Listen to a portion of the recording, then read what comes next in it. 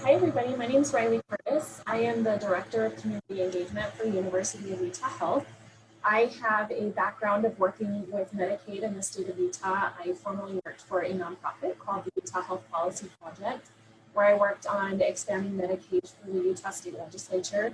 And shortly after, was the campaign manager for Proposition 3, which was the statewide ballot initiative to expand Medicaid to about 100,000 Utahns. So I care deeply and passionately about Medicaid and the Medicaid patient experience. And when Jen was soliciting topics for Patient Voice Series, I thought what better than to bring on some individuals who have experience with Medicaid in the state of Utah. So with that, we are short one panelist. I've texted him and emailed him, hopefully he's okay. But we may have a third panelist joining us here in a moment. But I think it's definitely okay to get started with Ady and Britney. So each of you, if you can introduce yourself, and then I have 2 questions for you to include in your introduction. So hopefully you can remember them. So go ahead and introduce yourself. We'll start with Ady. We'll go in alphabetical order. And if you could introduce yourself and then say from your perspective, just give like a positive, neutral, or negative, your experience enrolling in Medicaid, and then the care that you received in Medicaid. So whether it was positive, negative, or neutral. Thank you, RyLee, for this opportunity. I feel very grateful and very happy to be here with you and with everyone. My name is Ady Pineda, and I work from Comunidades Unidas, organization, no profit, and we empower the community Latino. And my experience about enroll Medicaid, the positive, probably we put the scale, positive is like this, because the system for navigate in the health service is very expensive, it's very difficult. And when we have Medicaid, this problem is like this or less. But without Medicaid, is all the things is emotional, economic, social, because without Medicaid is like this. And right now, my experience, I have 5 kids, we are 7, and we have experience about being with Medicaid. It was a blessing. It was a blessing because you never know when you need something. You never know when you have accident, when you have surgery, when you need something, especially in this moment. It's new moment for everyone. And of course, they help a lot. And that's why my experience and is very positive. When would you have Medicaid? Without? No. Thank you. Perfect. So my name is Britney, and I own my own healthcare practice management company that I've been within healthcare for about 10 years. So I kind of am on the side of providers as well as a member. So it's been interesting being on both sides and understanding each aspect for them. So with enrolling as a member, it's a very different process from a provider, of course, but it was huge with COVID. So before we just had the traditional commercial commercial PPO plan.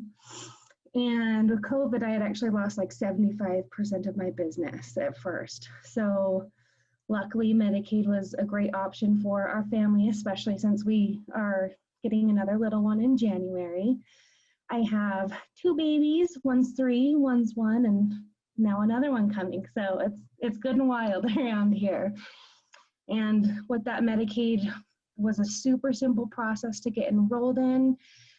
My health plan representative was very easy to work with and communicated well, and the overall process has been nothing but positive with Medicaid. Yeah. Both for that kind of like overview of your experience and your kind of like gut feeling on having Medicaid and enrolling in Medicaid and what it's been like for you. Just if we do get our third panelist, his name is Leonard Bagalwa, and he's a former refugee from the Democratic Republic of Congo. And so I wanted to have a refugee perspective in terms of Medicaid as well. So hopefully you can join us. I think it's, oh, no, that was Jen leaving. Okay. So some questions. Why don't we start with you, Britney?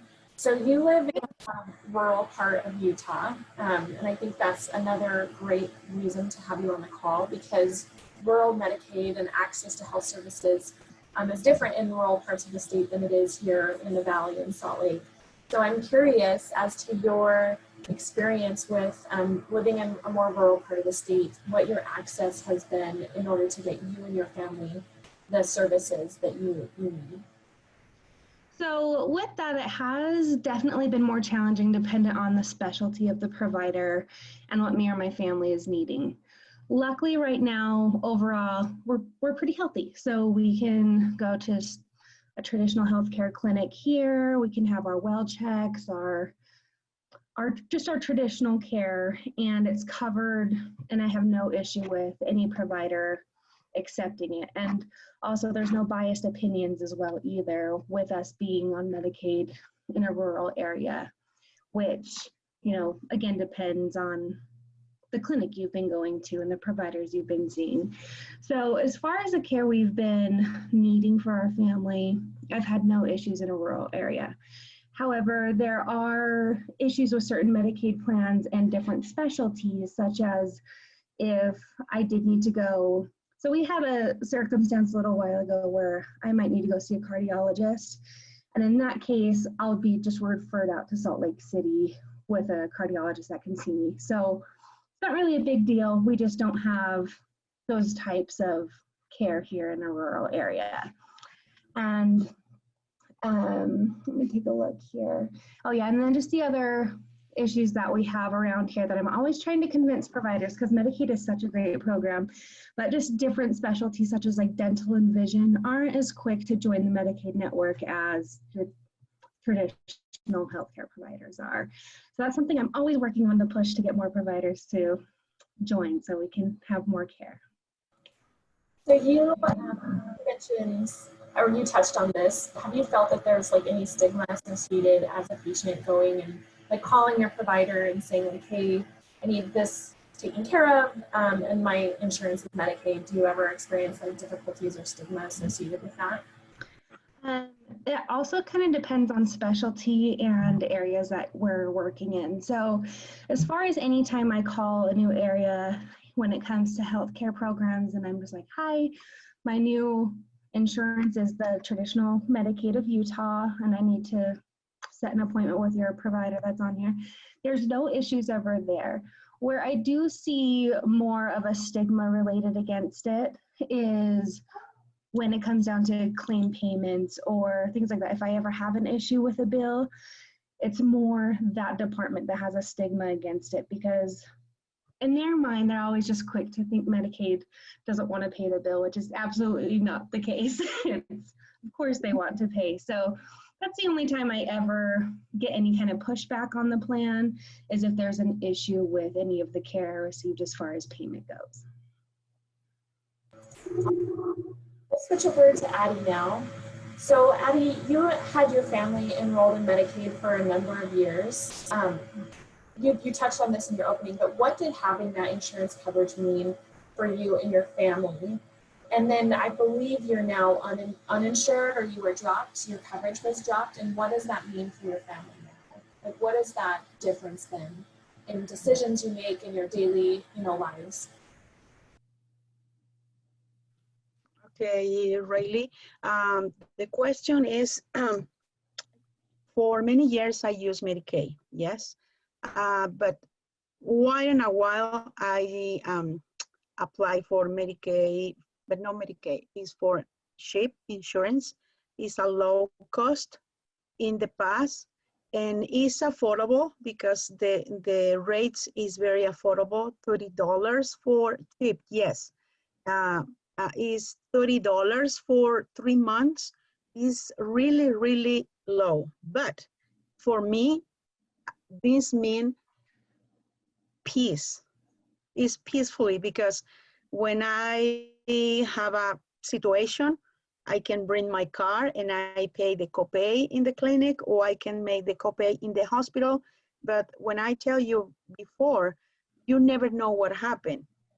And especially my five kids, one of them, they have a seizure in the past. And I is scared all the time when I don't have insurance, because the cost for all the service is very expensive. And I have a stress all the time when I don't have insurance, because I think, oh, everybody needs to be healthy. Everybody needs to eat good, eat well, sleep well. And we try to take care more, and usually because without insurance. But the other thing, and I want to mention, is about when you apply for that.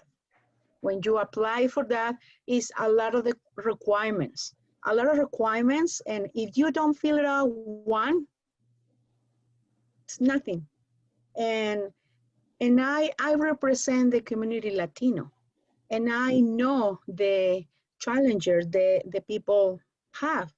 And it's the same, the stress about, I don't have Social Security, I don't have this, and I need the service, because with the kids, you never know, right? But when I have insurance, I feel like everything is fine. I can cover, I can pay, but without, oh no, I don't want to go to collection. That's why, and this is basic. All the things about the health is basic, and I would like to everyone has this, but the system don't allow. So when your family has been in times where you have been without insurance or without CHIP, did you just not seek care? Did you just not go to the doctor? We go to the doctor, but the clinic, community clinic, is a full appointment. When we have something, we need to wait a long list, because it's not available, especially in this time, because my daughter, he has a pain for the ear. I need to go COVID-19 test first, and then make an appointment. Probably in 1 month, I have an appointment. In 1 month, I don't know what's going on with the ear infection. I don't know. And that's why Medicaid or CHIP is awesome when you have. Okay, that's the problem. The cost of, I go to the hospital, I have a bills right now, or University of Utah, because my son has an accident a few weeks ago, and I have a bills for everything, and I need to pay, and it's a stress for me.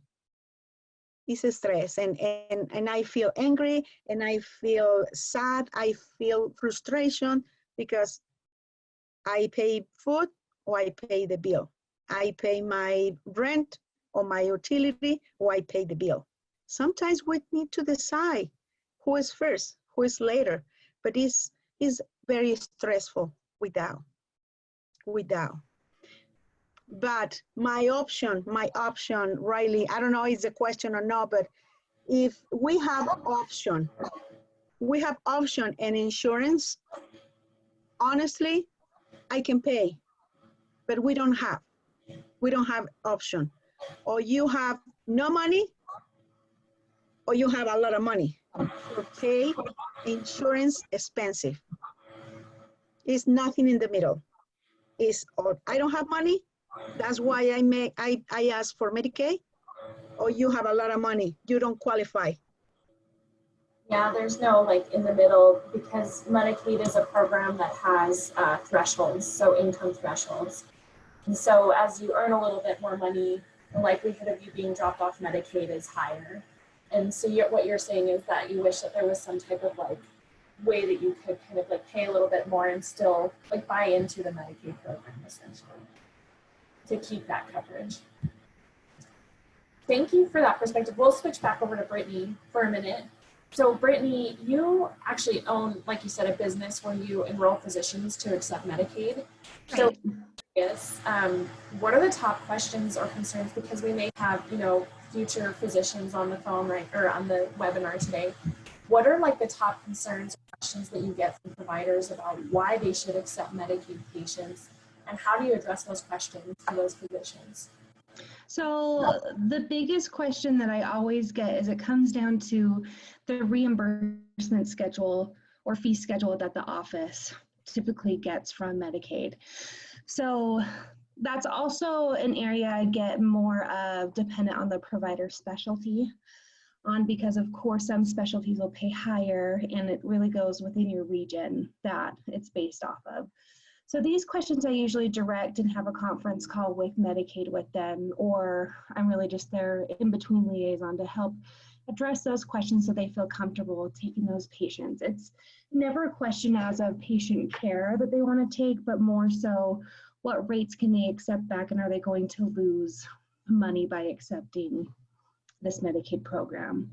And so with that, there's also the benefit of the more Medicaid patients you take, the more your practice will grow. And I always ask the provider, how do you usually get your patients in the office through the door right away? So is that because they got word of mouth, or did their insurance refer them? And that's always the top two reasons. So Medicaid, when you call in, you can ask, what providers are in your network, all that type of information, and they'll give you the provider's information. Now with Medicaid, because it's such a widely known, essentially a community, then people talk. So anyone who has Medicaid and they're like, I actually found a provider, I really like him, he's in your network too, then they're going to be going through that door. So even though they may be accepting a lower reimbursement rate, they're getting more patients through the door and more word of mouth through their practice. So that's usually what gets providers to accept the Medicaid program. That's great. So I have a question for both of you. What do you remember about enrolling in Medicaid? Like, what are the types of questions, and if there were any really difficult questions that they asked you, or like you had to go and gather paperwork or gather, the evidence, what were the types of things that are included in the Medicaid application in order for you to get on the program? And it's open, so whoever wants to jump in. Okay, so for mine, it was a little more unique because I am self-employed. And so, the typical questions were, to start the application process was, how many people are in your family, their birthdays, easy information you can address with your income.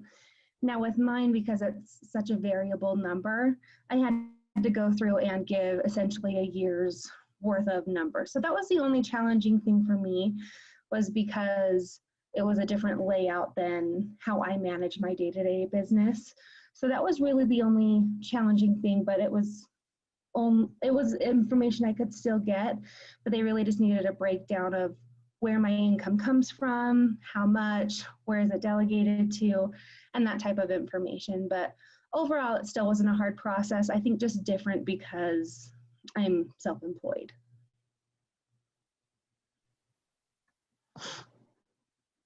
Yes, that's right, Brittany. I want to comment this. It's so hard.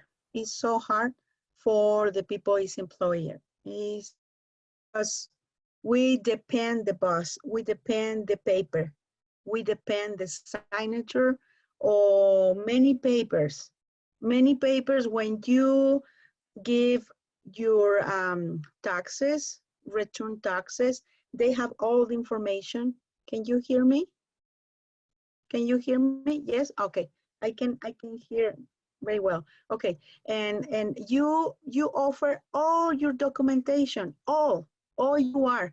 I feel like I am naked because I give all information, all my family, all my husband, everything I have, everything, and they say, oh, you missing this. Say, what? You can find it. You can find it. It's ridiculous. I'm sorry for the word, but it's a stupid thing about it. And it's I don't know. Just sometimes I make a joke about Do you need the notebook of my grandma? Because sometimes they need the little paper and I don't know. And it's so hard. It's so hard. And that's why I have some issues the last 2 years and about renew, about certification. And I imagine the people don't speak English and the people don't know about you can go again, you can call again, you can call somebody speak Spanish. Hey, can you help me please? And it's a journey. It's a journey. You need to be passionate. You need to be very passionate because sometimes you for a moment I say, I don't want nothing. I don't want nothing. Okay, I don't want nothing. That's it. So Ady, given your like I've asked you here today to like represent the Latino community, and I know you work as a promotora, and so you help Latinos enroll in Medicaid or other government programs potentially.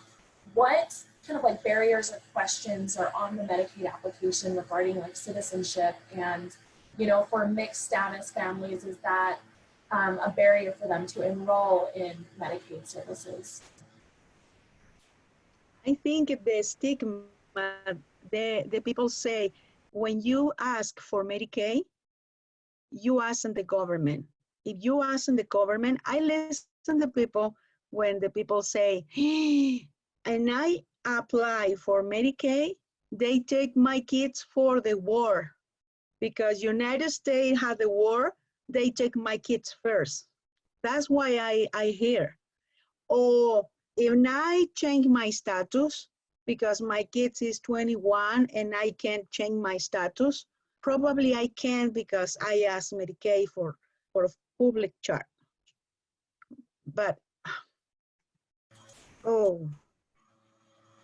If I can jump in quick. So the public, can you still hear us, Ady? Can you hear me? Yeah. Oh, okay. This doesn't work anymore. Okay. The battery is dying. Okay. Okay. And what is the last thing you can hear me?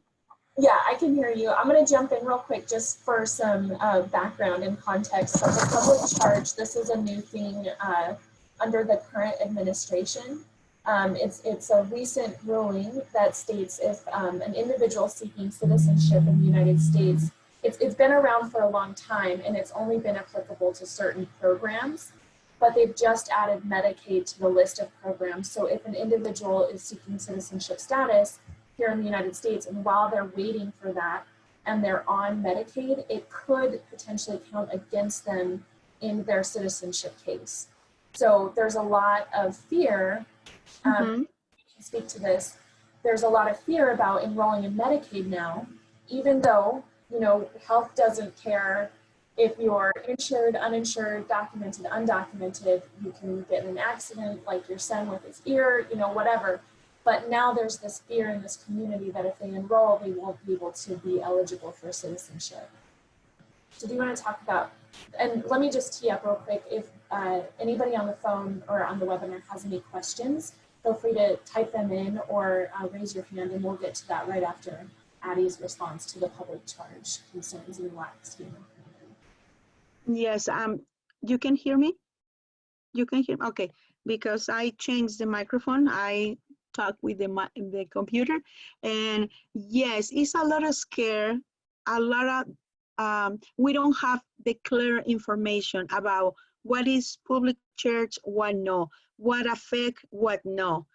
The people think about many things about public church affect me negative, okay? And we need to speak clear, all community about this is what is Medicaid, what is the consequence, because a few people really, they want to be, the knowledge about this, a few people. And we need to speak more about what's going on. But honestly, they changed the rules. They changed the rule. It's like a COVID-19. One day is this, one day is that. And we try to learn. but the people is scared and don't trust enough in the government. That's it. Thank you, Ady.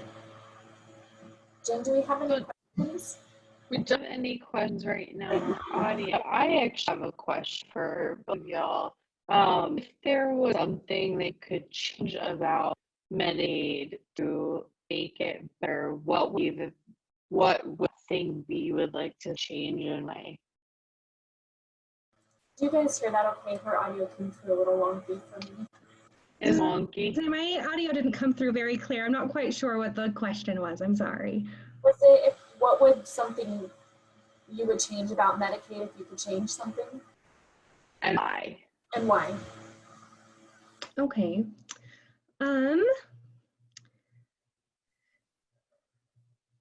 At least as far as my standpoint, there's not too much I would suggest changing about Medicaid right now. I mean, for me, it's been an overall simple process, and we haven't had to utilize the program as much. So we became members, I believe July 1st was our first program. So as far as getting enrolled and the overall process and the ease of getting the care that we need, it's been a very great process for me. So at this point, I don't have a good answer as to anything I would change, but the longer I'm in, I'm happy to report back.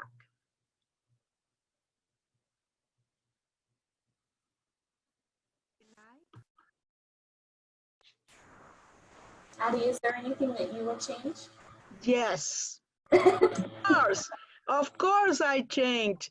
Right now I study in the community college. I am promotora, but right now I want to study because we need to change something in the law, because the people, they don't have facility, they have barriers, because all the requirement is a lot. It's a lot. It honestly is a lot. Okay, if you don't qualify, give me option, because the community Latino works so hard. Do you know where it is? In the food you eat, in the restaurant, in all the service. Behind you is all the people. All the people work so hard. And I know you pay $20, $30, or $50 for a month for the insurance. Of course, we pay for that, but we don't have option. All the requirements is very literal, very lineal, very strange, because the process is like that. If you don't have this, you don't have this, and you don't have this, don't pass. And of course, I changed the requirements, of course. This is why I speak, because I speak for all my community. My community is no, give me. No, we work so hard. We contribute this country. We are part of this country. This country is for immigrants. The immigrants don't have Social Security, but they need to work for live, because they don't work, don't have food, don't have nothing. And that's why I changed the requirements and give option. We can pay for insurance. Yes, of course, because we understand nothing is free. We are very brave for being here. This is not our country, but we need to respect and obey the law. Thank you. Thank you both. I think that was very powerful, and there's absolutely ways to do that. And if I could take a moment just to kind of explain some of the recent changes to Medicaid, I think that's important context. So prior to Medicaid expansion, single adults without children were not eligible for Medicaid in the state. So both of you being mothers and families, you likely would have qualified for Medicaid unless your income was close to that 100% federal poverty level threshold. In that case, even as parents, you probably wouldn't have qualified. So we only covered parents 50% and below of the federal poverty level. So once a family's income got between 50 and 100% of the federal poverty level, they were actually dropped off Medicaid. And like Ady is describing, there was no other benefits available to them until their income was high enough that they were getting it likely through their employer. So after we expanded Medicaid, we expanded it to all parents, regardless of income, up to 138% of the federal poverty level. And then we also expanded it to single adults without children. And so what that means is that, what other states have experienced, and we're experiencing this too, is reduction in recidivism rates in our jails and prisons, because we have people who, single adult males, oftentimes leaving jail or prison, and then they recidivate because they have no other place to get their healthcare services or their behavioral health services, right? So mental health, behavioral health, those types of things. College students are also now eligible for Medicaid, where they may not have had children yet, but they're over age 26, and so they're kicked off their parents' insurance, but they're going to school full time. They were not eligible for Medicaid, and now they are. So a lot of med students have enrolled in Medicaid because you're not supposed to work while you're in med school, but how are you supposed to get insurance and pay for it? So now you can enroll in that program. So there's a lot of benefits. That's just a couple highlights. We also, after we passed the ballot initiative, the state went through and changed some of the requirements, and they actually added a work requirement on top of the Medicaid benefit for expansion enrollees. So this has been suspended during COVID. So right now, families and individuals are not subject to the work requirement. But once we come out on the other side of this, that is an additional barrier or qualification for families and individuals on Medicaid. So you have to prove that you're working or going to school, and if you're not, you have to apply to 48 jobs in the first 3 months of your Medicaid benefit. Otherwise, you're dropped off Medicaid and you lose your benefit. So just want to give that context for a couple reasons. I think it's important to know that it has been expanded and that everybody's experience is different. And some people are subject to the work requirements, some people won't be. Some people are on the program because they're mothers and families, other people have been excluded in the past. But I did want to ask, what, given your experiences, what is the one thing that you do want people to know about Medicaid? So we've asked you what you would change about it, but what do you think is a misconception about Medicaid?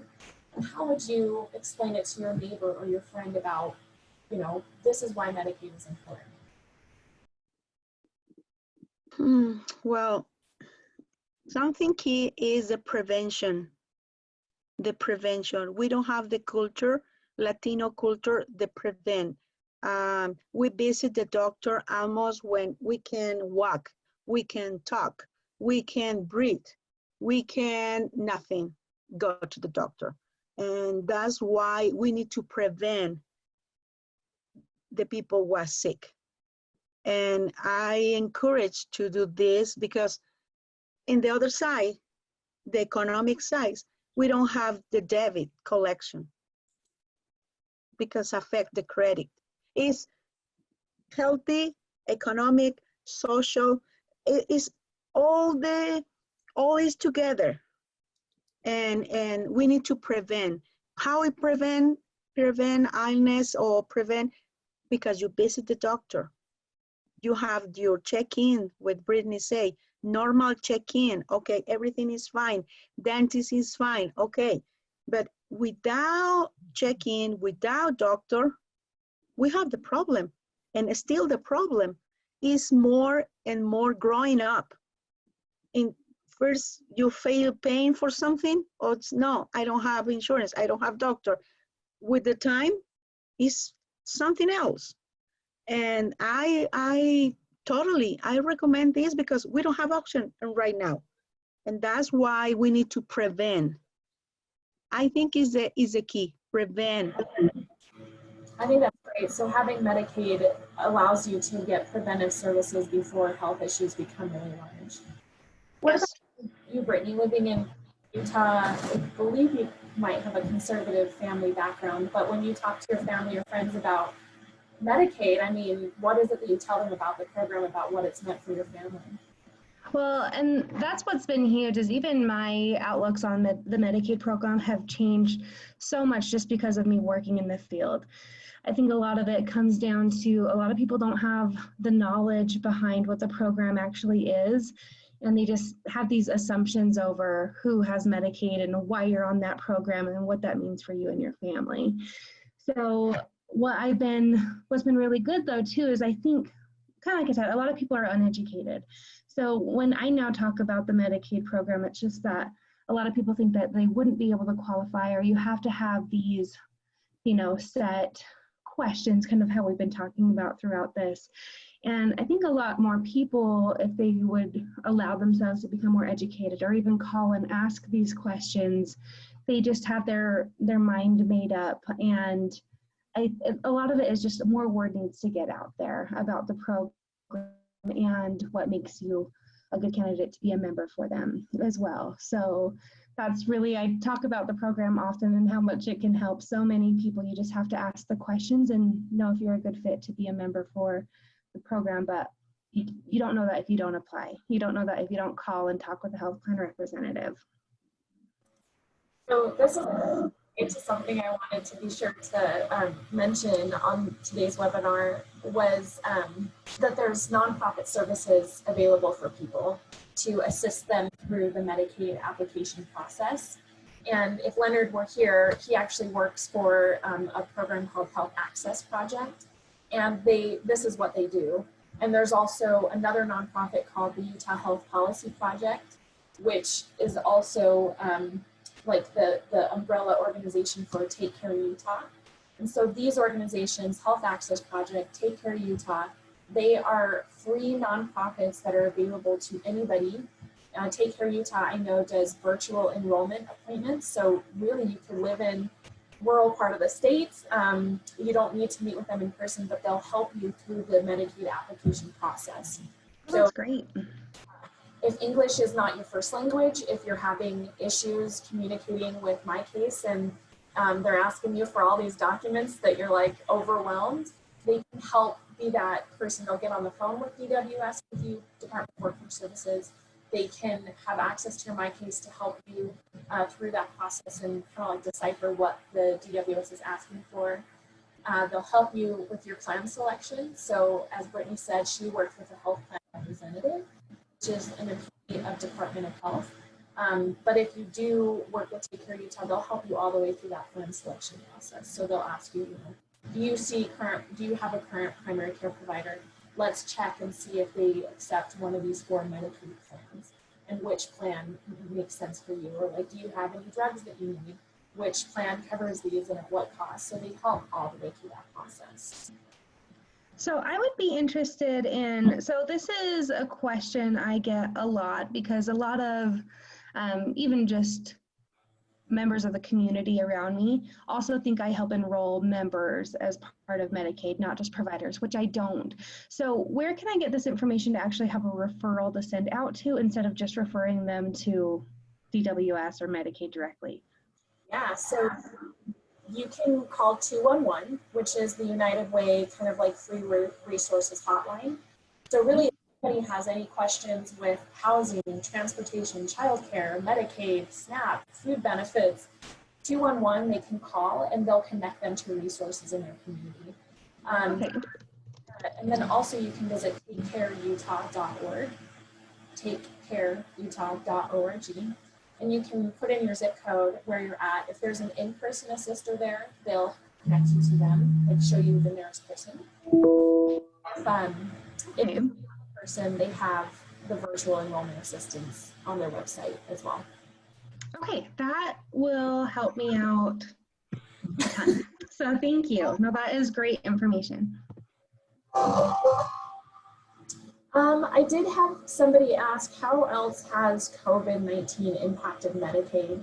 I'm curious from like a beneficiary, so you're on Medicaid, has there been any other impacts of COVID on your like status or any communication that the state has sent you?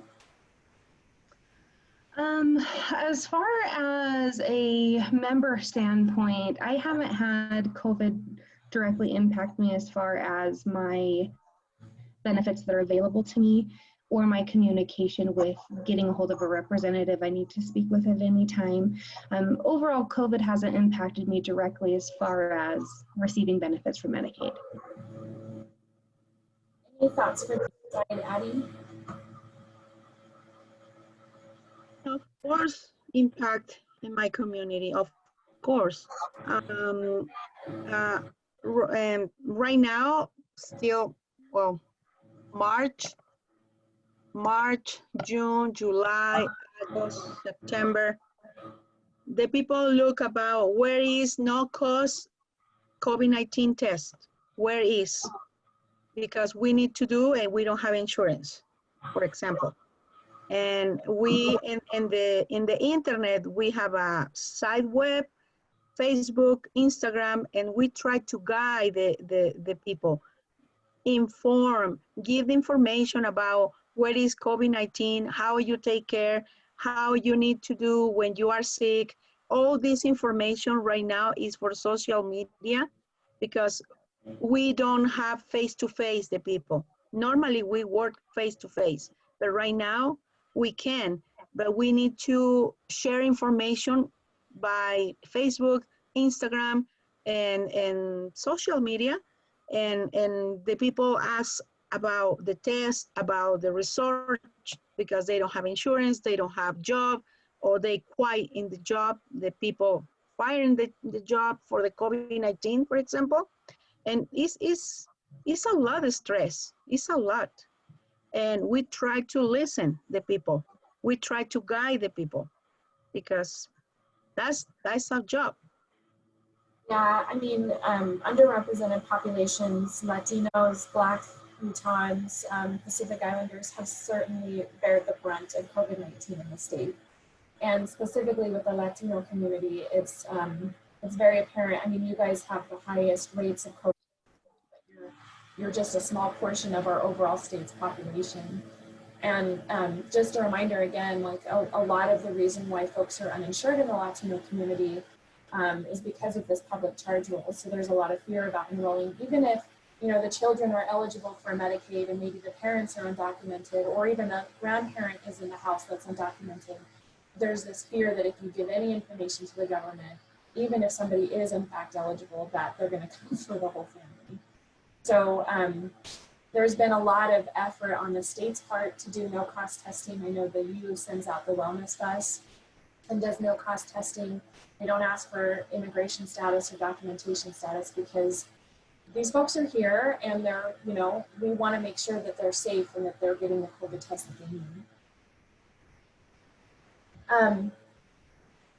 And then I just had, sorry, I was reading your question, but the other thing that I just want to mention with COVID-19 and how it's impacted Medicaid. So there have been a lot of layoffs and reduced work hours, as Brittany mentioned, right? That has caused Medicaid rolls to increase. Medicaid is like a counter-cyclical program. So when the economy is doing really well, Medicaid enrollment is low. And when the economy is doing poorly, Medicaid enrollment goes up. It's a safety net program for that reason. And so we have seen in the last couple months, Medicaid enrollment growing at a much higher rate than usual. So we've seen more people enrolling. And then there's also, since the start of the state of emergency in the state of Utah, so since March, when the governor declared a state of emergency, essentially the Medicaid program will not kick anybody off who has become eligible since March of 2020 until the end of the pandemic. So I don't know, Brittany, if you're having to prove on a monthly basis your Medicaid eligibility, but typically you would give paperwork that shows that your income is keeping you eligible for Medicaid on a rolling basis. And then if your income goes above it, you would be kicked off. But because we're here during this pandemic, the state is not enforcing that until the end of the state of the emergency. So I don't know. Are you having to prove on them? Yeah, I was like, I actually did know that. So the last time I had to be in contact with in my case, the health plan representative, it's an every 6-month evaluation is what I was told at that time. So it does get broken out by month, but I don't have to report in until the 6 months. So then we would go back and evaluate which months, I did better or things like that. And same thing, from my understanding, that would be the case. If I went over that threshold of my income, then we would be dropped off the Medicaid program. Well, is there any questions from the attendees? Any other questions? No, I think I actually got the answers that I need as far as my standpoint. So thank you. Great. I don't see any other questions in our chat, but if anybody has them, if you want to throw them in there really quickly, or if you want to use the raise hand function and ask over the microphone. We've got about 10 minutes left, but if not, we can all, I guess, be done a little bit early. And just while we're waiting, if there is anybody writing in the chat, I just want to say thank you so much to our two panelists for taking the time to share your experience and, you know, the knowledge that you have. And thank you to RyLee for co-sponsoring this and getting this together. We truly appreciate it. We couldn't do this programming series without you all, so thank you.